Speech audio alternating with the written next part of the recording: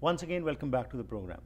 ਅੱਜ ਦੇ ਸੈਗਮੈਂਟ ਵਿੱਚ ਰਜਨੀ ਸ਼ਰਮਾ ਜੀ ਸਾਡੇ ਨਾਲ ਜੋ ਅਸੀਂ ਪਿਛਲੇ ਲੰਮੇ ਸਮੇਂ ਤੋਂ ਪੁਰਾਣਿਕ ਕਥਾਵਾਂ ਨੂੰ ਲੈ ਕੇ ਹਾਜ਼ਰ ਹੋ ਰਹੇ ਹਾਂ ਉਸ ਵਿੱਚ ਇੱਕ ਨਵੀਂ ਕਥਾ ਨਾਲ ਸਾਨੂੰ ਜੋੜਨਗੇ ਅਤੇ ਅਸੀਂ ਤੁਹਾਡੇ ਸਾਰਿਆਂ ਦੇ ਬਹੁਤ ਧੰਨਵਾਦੀ ਹਾਂ ਕਿ ਈਸਟਰਨ ਕੋਸਟ ਤੋਂ ਵੀ ਤੇ ਉਸ ਤੋਂ ਇਲਾਵਾ ਵੈਸਟਰਨ ਕੋਸਟ ਤੋਂ ਸਾਨੂੰ ਬਹੁਤ ਸਾਰੀਆਂ ਕਾਲਸ ਆਉਂਦੀਆਂ ਨੇ ਕਿ ਤੁਹਾਨੂੰ ਇਹ ਪ੍ਰੋਗਰਾਮ ਪਸੰਦ ਆ ਰਿਹਾ ਹੈ।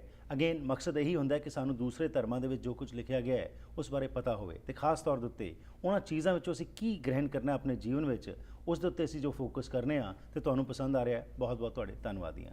ਸੋ ਆਓ ਮੁੜ ਤੋਂ ਤੁਹਾਨੂੰ ਜੋੜਦੇ ਹਾਂ ਅੱਜ ਦੀ ਕਥਾ ਦੇ ਵਿੱਚ ਕਿ ਕਿਹੜੀ ਉਹ ਕਥਾ ਹੈ ਜਿਸ ਦੇ ਵਿੱਚੋਂ ਕਿ ਅਸੀਂ ਕੁਝ ਸਿੱਖ ਸਕਦੇ ਹਾਂ रजनी शर्मा जी ਨਾਲ। जी हाँ जी, welcome to the program. Thank you जी। सो बहुत सारे कॉल्स आ रहे हैं। सबसे पहले तो आप बड़े सिंपल और अच्छे तरीके से जो एक्सप्लेन कर रहे हैं, लोग आपका धन्यवाद करना चाहते हैं। Thank you very much for that. Thank you. तो आज बात करते हैं जी, आज कौन सी कथा आप सुनाने जा रहे हैं जी आज? हरप्रीत जी, वहाँ गंगा के पावन तट पर राजा परीक्षित जिनकी मृत्यु की अब 7 दिन में होने वाली है जी। वो शुकदेव मुनि से सभी ये कथाएं सुन रहे हैं। राइट। एक बड़ी मजे की बात यहाँ ये है कि वो बिल्कुल भूल चुके हैं अपने मृत्यु के बारे Absolutely, में right. और उनका मन जो है वो पूरी तरह उन भगवान की लीलाओं में कथाओं में लग गया है। जी। और क्योंकि उनके हमें प्रश्नों से इस तरह से पता चलता है। राइट। ऐसा होता है कि जिस वक्त मनुष्य को अपनी मृत्यु सामने दिखती है तो उसके सभी इंटरेस्ट जैसे फीके से पड़ जाते हैं। Absolutely. लेकिन राजा परीक्षित के साथ ऐसा नहीं है। जब शुकदेव मुनि उनको कोई कथा सुनाते हैं तो उनमें से और प्रश्न पूछते हैं। राइट। प्लस जो कथाएं उन्होंने कभी पहले सुनी होंगी, भगवान की कथाएं तो पुरातन काल से सदा सनातन से चली आ रही हैं। तो जो कथाएं उन्होंने सुनी हैं उनको भी वो शुकदेव मुनि से फिर से सुनना चाहते हैं। Right. क्योंकि वो जानते हैं कि जो शुकदेव मुनि हैं वो तत्ववेता हैं। वो तो इन कथाओं के मर्मज्ञ हैं। वो तो मुझे ऊपर की सब बातें जो हैं उनको ना छोड़ के सार की बात बताएंगे। So he is very keen to know all this. तो साथ में उन्होंने इस चीज को एक्नॉलेज किया और शुकदेव जी से कहा, कहते हैं मैं आपसे ये कथाएं सुनता हूँ, मुझे ऐसा लग रहा है मेरा मन भरता ही नहीं। मैं और सुनना चाहता हूँ। राइट। क्योंकि वही है जी, इंक्विजिटिवनेस हो और उस तरफ आपका ध्यान हो तो डेफिनेटली आप जितना और ग्रहण करना चाहते हैं वो चाहेंगे कि आपको पता चल जाए उसके बारे में। जी। और जिस वक्त समय इतना कम बचा हुआ है, हालांकि हम सभी मनुष्यों का ये हाल है, हमें मालूम नहीं मृत्यु का दिन कौन सा है, लेकिन उनको पता होने के बावजूद ऑल हिज अटेंशन उनकी बिल्कुल उस तरफ है कि किस तरह से मैं ज्यादा से ज्यादा भगवान का नाम सुनूं। राइट। क्योंकि वो उनके हृदय को जैसे बांध सा लेता है। ठीक। Which is very very a different feeling, and he is very happy about it. I was reading somewhere कि जब अखीरला पल होता है ना इंसान का तो उस समय ये नहीं वो कोई सोचता कि बैंक बैलेंस क्या है, क्या आपने उपलब्धि जो है संसारी तौर पे की। आपका ध्यान होता है उन पलों के अंदर जिनके अंदर आपने अपने परिवार के साथ या आपने कोई ऐसी धार्मिक क्रिया या अपना जब आपका इंटरेस्ट था किस तरफ वो हो गया। सो यही बात आ गई कि जैसे आपने बताया राजा परीक्षित अब इतने वो भूल चुके हैं जैसे कि भाई 7 दिन है या 8 दिन है, कुछ नहीं उनको पता। अब वो इतने बीच में ग्रस्त हो चुके हैं कि और नॉलेज लेना चाह रहे हैं कि यार ये संसार जो है इसमें क्या क्या है और कैसे हम जो है ये चीज़ें को भूल के काम क्रोध लोभ मोह अहंकार में ही फंस के अपना जीवन व्यतीत कर देते हैं। जी। और आप देखें हरप्रीत जी कितनी उनकी जो स्टेट ऑफ माइंड है is different from a common man. अगर आज किसी व्यक्ति को पता चले कि आपको कोई ऐसा एक रोग हो गया और आपको सिर्फ आपके पास 1 महीने है, वो कितना डिप्रेस, कितना डरा हुआ, कैसी उसकी मनस्थिति होगी। और राजा परीक्षित यहाँ पर तो ये एक जो मैजिक है ये भगवान की कथाओं में है, अगर उनके मर्म को हम समझें तो। एब्सोल्युटली जी। और अगर यही हम सोच लें जैसे आपने बात की हमें किसी को नहीं मालूम कि मृत्यु कब होनी है, लेकिन if we start living every day as it is the last day of our life then definitely these things can play a very important role in our life. हमारा पर्सपेक्टिव जो है जिंदगी की तरफ वही चेंज हो सकता है, वही बदल जाएगा। एब्सोल्युटली जी। आज बताइए फिर आज हमें कि क्या आगे बात होती है जी। तो राजा परीक्षित ने शुकदेव मुनि से कहा कि मुनिवर आप मुझे सागर मंथन की कथा सुनाएं। अच्छा जी। सागर कहते हैं समुद्र को। ठीक। समुद्र मंथन की कथा सुनाएं। हरप्रीत जी, इससे पहले कि ये कथा मैं शुरू करूं मैं आपको ये बताऊं कि भागवत में तो आपने देखा बहुत सारी कथाएं हैं, भगवान की कृष्ण की लीलाएं हैं, लेकिन जहाँ तक कथाओं की बात है इतनी बहुत अच्छी से अच्छी कथाएं हैं, but somehow this is the closest to my heart as well. Okay. जी। तो ये जो सागर मंथन है, ये I think it is one of the most important. Okay जी, let's listen then. You are raising our inquisitiveness more and more. जी। तो हरप्रीत जी, एक बार इससे पहले कि जो हम कथा के मेन उसमें जाएं, मैं आपको थोड़ी सी बैकग्राउंड बताऊं, how the stage setup for what has happened. जी। एक बार ऋषि दुर्वासा वो तीनों लोकों में घूमते रहते थे। जी। तो एक दिन घूमते हुए वो बैकुंठ लोक में गए, तो वहाँ पर वो अपने में हमेशा मग्न रहते थे, समाधि की उच्च अवस्था में, और अपने में मग्न रहते थे। आसपास के एनवायरनमेंट में क्या हो रहा है इतना ख्याल उनको नहीं रहता जी। था। तो एक दिन वो घूमते हुए बैकुंठ लोक में गए, तो वहाँ पर एक अप्सरा, उसका नाम था विद्याधरी। जी। वो अप्सरा स्वर्ग के जो सेलेस्टियल फ्लावर्स, उनकी एक माला पहने हुए सामने से आ रही थी। वो फूलों की खुशबू इतनी मादक और इतनी मनमोहक थी कि वो उसने ऋषि का ध्यान खींच लिया अपनी तरफ। लेकिन ऋषि बहुत सरल हृदय के और बड़े स्ट्रेट फॉरवर्ड, उन्होंने उस अप्सरा विद्याधरी से कहा, ये माला तो बहुत सुगंध वाली है, ये मुझे दे दो। Directly he asked for it. ठीक है। अप्सरा ने थोड़ी सी हैरान हुई और खुश भी हुई कि इतने बड़े ऋषि ने मुझसे ये मांग की। उसने जल्दी से वो माला उतार के बड़े आदर के साथ वो ऋषि को दे दी और वो अपने रास्ते पे चली गई। जी। अभी वो दुर्वासा ऋषि आगे जा रहे हैं, तो सामने से उन्हें राजा इंद्र आते हुए मिले, जो कि स्वर्ग के राजा थे। अपने हाथी पे वो बैठ के आ रहे हैं। जी। तो जब दुर्वासा ऋषि ने ये देखा कि सामने राजा हैं, राजा ने जब देखा कि ऋषि आ रहे हैं, तो उन्होंने हाथी से उतर कर उनको प्रणाम किया। जी। दुर्वासा ऋषि ने उनको आशीर्वाद दिया और ब्लेसिंग में वो माला उतार के उन्हें दे दी, इंद्र को दे दी। ठीक। अब जो साधारण मनुष्य हैं उनके लिए तो कोई इस तरह से सेलेस्टियल फ्लावर्स की कोई वैल्यू होगी। इंद्र के तो स्वर्ग के राजा हैं, जी जी, उनके लिए उस चीज की कोई वैल्यू नहीं है। उन्होंने वो माला थोड़ी बेपरवाही से अपनी हाथी की सूंड पे डाल दी। जी। लेकिन हाथी उस तरह की मादक गंध से एकदम विचलित हो गया। उसने वो सूंड से उतार के अपने फेंक दी और जरा सा जैसे ही उसने कदम बढ़ाया, माला उसके पैरों के नीचे आ गई। जी। दुर्वासा ऋषि को ये देखकर बहुत क्रोध आया। उन्होंने कहा कि इतना अभिमान, कि मैंने तो इनको किस आशीर्वाद रूप में ये माला दी थी और एक प्रसाद के रूप में उनको ग्रहण करना था, और ये उन्होंने उसकी किस तरह से, एक तरह से ही फेल्ट इंसल्टेड। तो उन्होंने कहा कि जिस वक्त मनुष्य ऐसा व्यवहार करता है, आमतौर पर अभिमान के नशे में वो चूर रहता है। और क्योंकि ये स्वर्ग के राजा हैं, धन दौलत ऐश्वर्य भोग इन सब से उनका जो मन है अहंकार से भर गया है। तो ऋषि ने उनसे कहा कि जाओ तुम श्रीहीन हो जाओ, मीन्स कि तुम दरिद्र हो जाओ। ओके। ऐसा इंद्र को कहा। इंद्र को कहा और कह के वो अपने रास्ते पे चले गए। जी। और कुछ ही दिनों में दैत्यों ने स्वर्ग पर आक्रमण किया और राजा उस युद्ध में पराजित हुए। अपना राजपाट ऐश्वर्य भोग सब उनका नष्ट हो गया।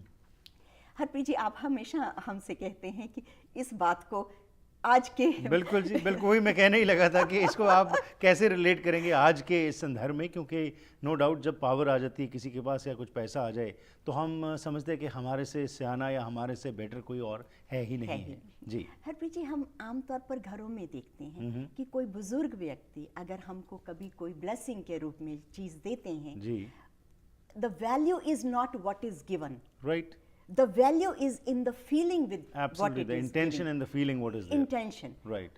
तो लेकिन कभी कभी हमारा ध्यान सिर्फ ऐसे होता है। अभी कभी हम देखते हैं छोटे बच्चे, उनको कोई ऐसा सा प्रेजेंट मिलेगा, देंगे व्हाट इज दिस, राइट। जी, तो ये कुछ उसी तरह की बाल बुद्धि की बात है। right. तो हमें ये समझना चाहिए कि कभी भी हम कोई किसी से गिफ्ट रिसीव करते हैं तो always think from the thought it is absolutely and always been a state of thankfulness basically. जी, right. जी, तो जो राजा थे वो अपना राजपाट ऐश्वर्य सब कुछ उन्होंने खो दिया। जी। अब देवताओं के साथ, दूसरे देवताओं के साथ उन्होंने विचार विमर्श किया कि क्या करना चाहिए। कि असुर तो जो हैं होना ये चाहिए कि देवता जो हैं वो प्रसन्न रहें, वो खुश रहें और वो ऐश्वर्य को भोगें। उसके बजाय आजकल ये दैत्य लोग जो हैं वो ऐसा लग रहा है कि सारी खुशियां, सारी प्रसन्नता, सभी कुछ उनकी तरफ है और हम लोग तो कुछ भी नहीं जी। ऐसा सोच के उन्होंने विचार विमर्श किया और सोचा कि हमें क्या करना चाहिए, लेकिन कुछ भी उनकी समझ में नहीं आया। आमतौर पर हमने ये भी देखा है कि जिस वक्त मनुष्य का सब कुछ खो जाता है और स्पेशली अगर वो कहीं पावर की पोजीशन पे है, मनी है उसके पास और अचानक उसका सब कुछ कोई बिग लॉसेस हो जाएं और वो बिल्कुल जो है वो उस कगार पे आ जाता है, तो उसकी बुद्धि भी जैसे काम करना बंद सा कर देती जी। उसे लगता है कि समझ में नहीं आता है कि मैं क्या करूं। ये सोच के उन्होंने सोचा कि हमें किसी अनुभवी और किसी विद्वान व्यक्ति के पास जाना चाहिए जी। और उससे परामर्श लेना चाहिए कि अब हमें क्या करना है। ये सब सोच के वो ब्रह्मा जी के पास गए। ब्रह्मा जी के पास जब जाते हैं वो क्या वार्तालाप होती है और क्या कुछ होता है, इसके बारे में बात करते हैं इस छोटी सी ब्रेक के बाद जी।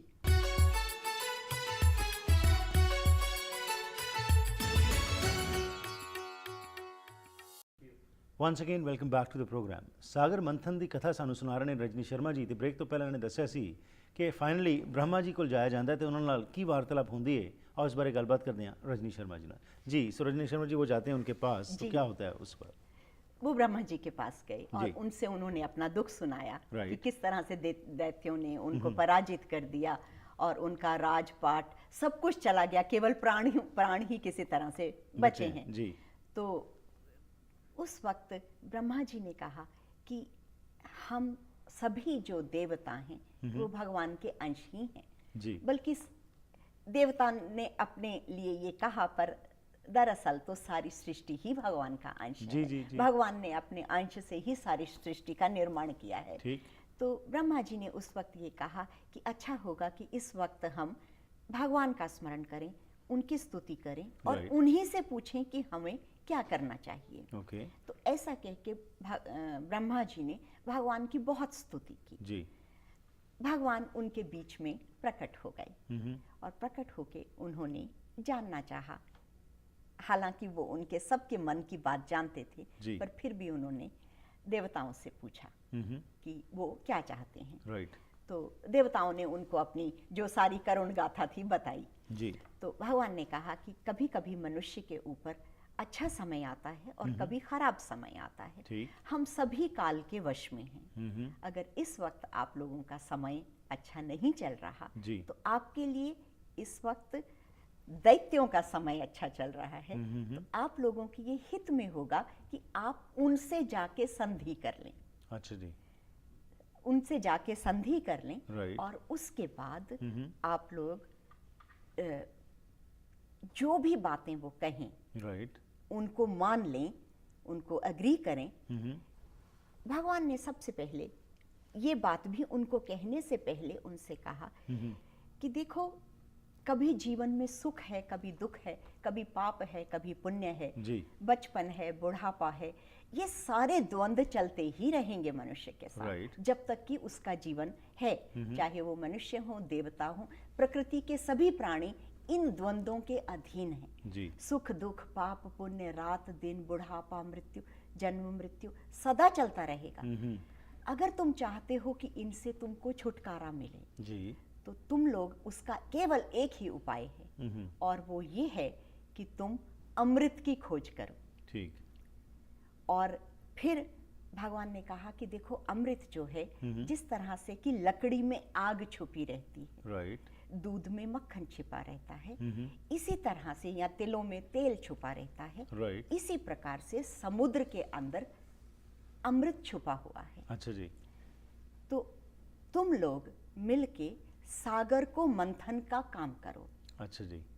ताकि उसमें से अमृत तुमको मिले। वो देवताओं को बोला, देवताओं को कहा। ठीक है जी। और उस अमृत का जब तुम पान करोगे तो तुम्हारे ये कष्ट जो हैं, द्वंद्वों से निकले हुए कष्ट, सदा सदा के लिए खत्म हो जाएंगे। ओके।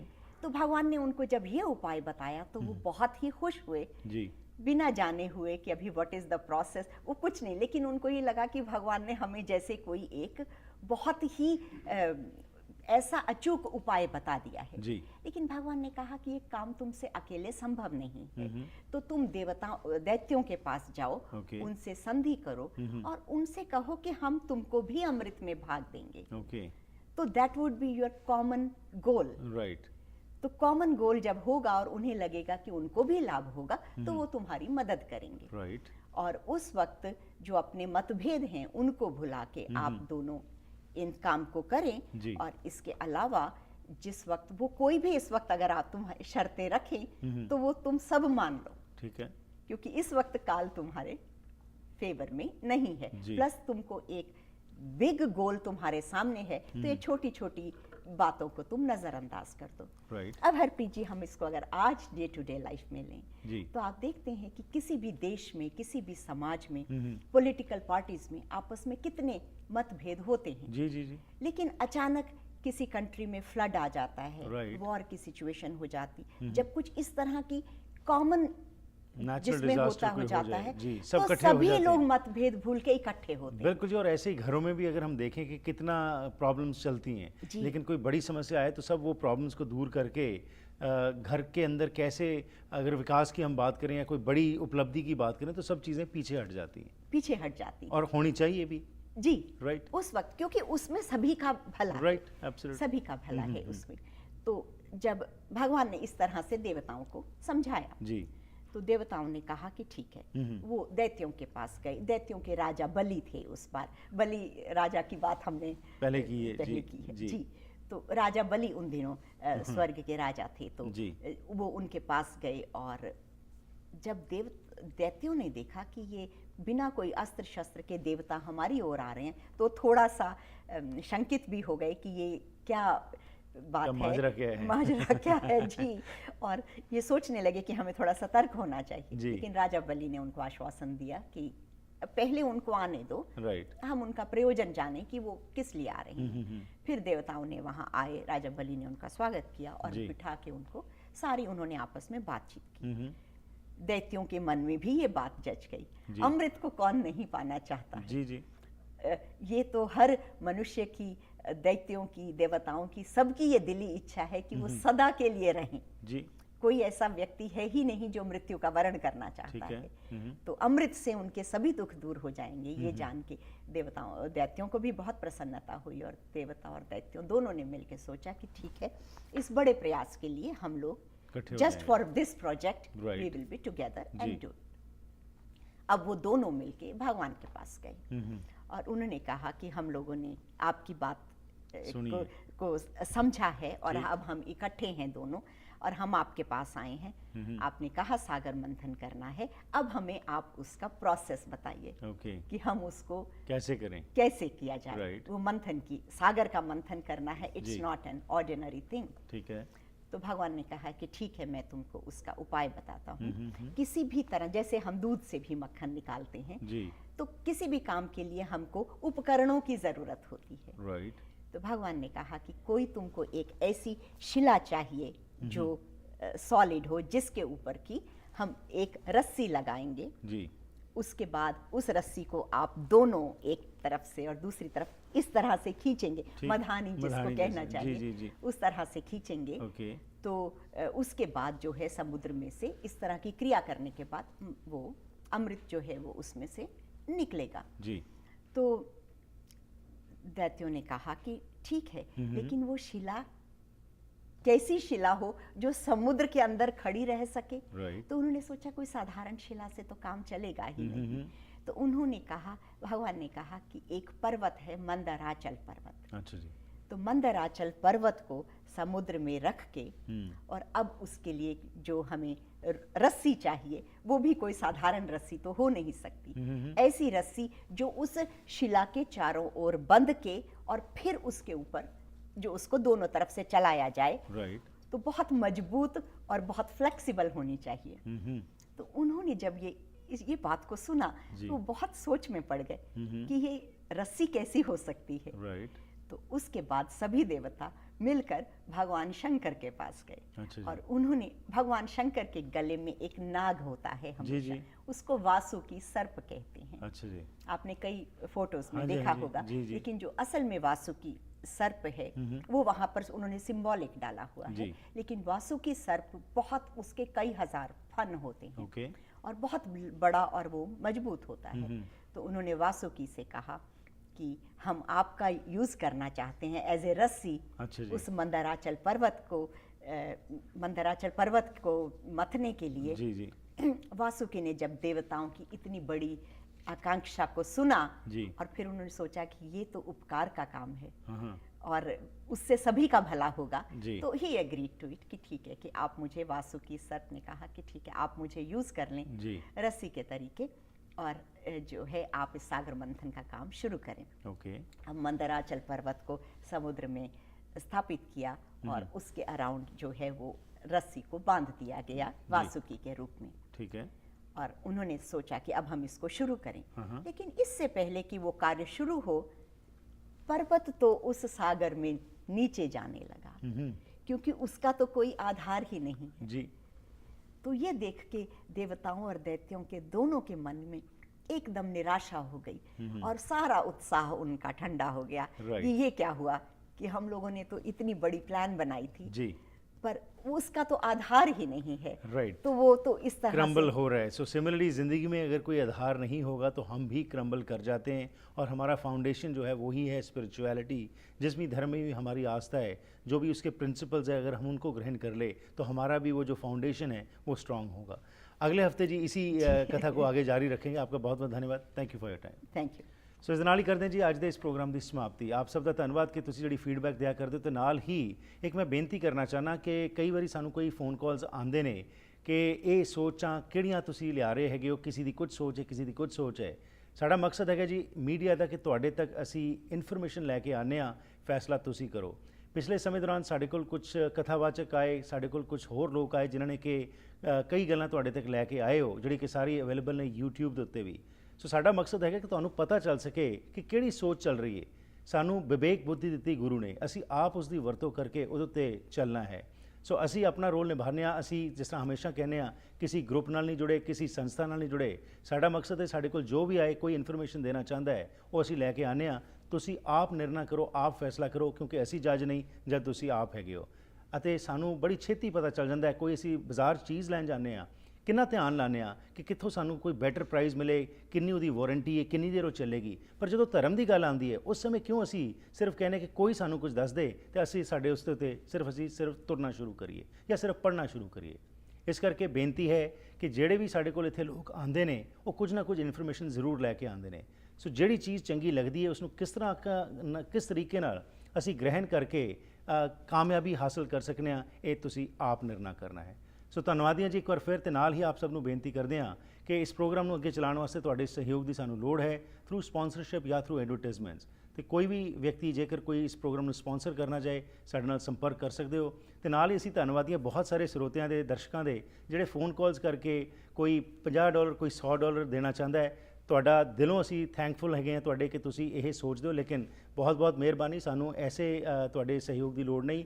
ਅਸੀਂ ਇਹ ਬੇਨਤੀ ਕਰਦੇ ਹਾਂ ਕਿ ਜਿਹੜੇ ਐਡਵਰਟਾਈਜ਼ਰਸ ਆਲਰੇਡੀ ਸਾਡੇ ਨਾਲ ਹਨ ਤੁਸੀਂ ਉਹਨਾਂ ਨੂੰ ਸਪੋਰਟ ਕਰੋ, ਜਾਂ ਫਿਰ ਕੋਈ ਬਿਜ਼ਨਸ ਚਲਾਉਂਦੇ ਹੋ ਜਾਂ ਬੇਸਿਕਲੀ ਪ੍ਰੋਗਰਾਮ ਨੂੰ ਸਪਾਂਸਰ ਕਰਨਾ ਚਾਹੁੰਦੇ ਹੋ ਉਸ ਵਾਸਤੇ ਸਾਡੇ ਨਾਲ ਸੰਪਰਕ ਕਰੋ।